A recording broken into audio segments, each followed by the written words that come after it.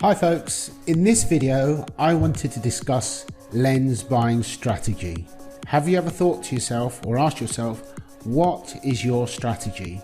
In this day and age of YouTube videos, new lenses coming out all the time, different primes, different zooms, different focal ranges, it's very easy to just buy lenses just because you think you need them rather than buy what you will actually use.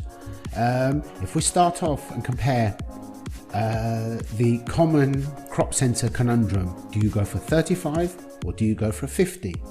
Now there is a difference between a 35 and a 50, but it's not drastic. You could argue that if you had a 35 and an 85, what you can't cover with an 85 you could cover with a 35 and vice versa. So basically you could really consider the most efficient way to buy lenses is to look at doubling your focal length. So you could go 24, 50, 105, or you could go for an ultra wide 35, 85, 135. Then you have buying lenses that work with each other, that do have a significant difference between one lens and another, rather than just something that's so close the difference is not enough often to justify changing the lens.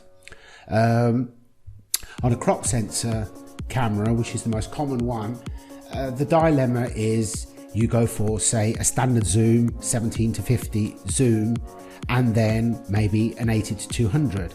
The 80 to 200 can often be overkill on a crop sensor camera unless you're outdoors, wildlife, whatever the case may be, because you're talking of an effective focal range of 120 to 300. Personally, I found I really didn't get on with that lens for what I use it for. I don't like really big lenses, so I prefer a prime or a standard zoom plus an 85, which works better for me.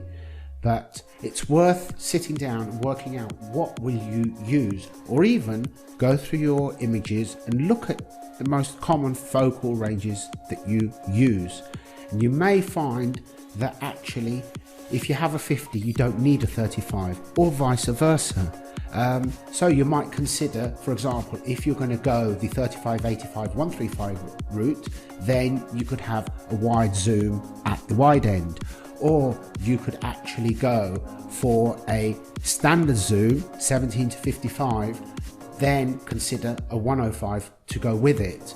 But before you just buy lenses randomly and invest money in lenses that overlap or you won't use, it's actually worth having a strategy and decide, in my opinion, which route works for you. Do you want to go the 24, 50, 105?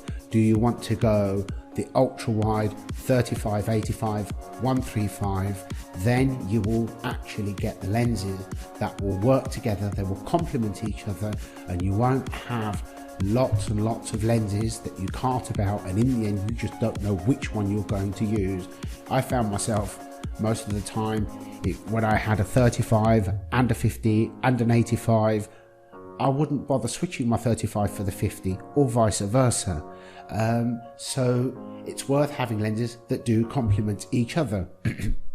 I like to have my range covered with primes and zooms, certainly at the wider end. So I do have some overlap, because I do have the 35 and the 50 simply because they're so cheap, why not? But if I'm going to take anything out with me, I do work in double focal lengths so that I actually don't have an unnecessary amount of lenses. If you're a working professional and acquiring gear is just something that comes out of your budget that's written off against tax, that's another matter.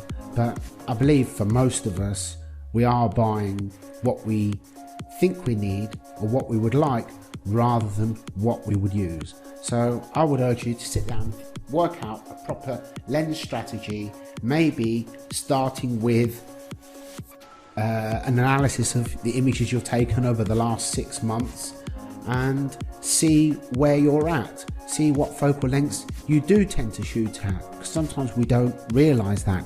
And over time, sometimes things change, sometimes our habits change, sometimes we tend to start being drawn towards a wider lens or a longer lens, depending on what suits you. But if you actually work out a lens strategy, then you won't waste your time chasing lenses that you might not really use just for the sake of it.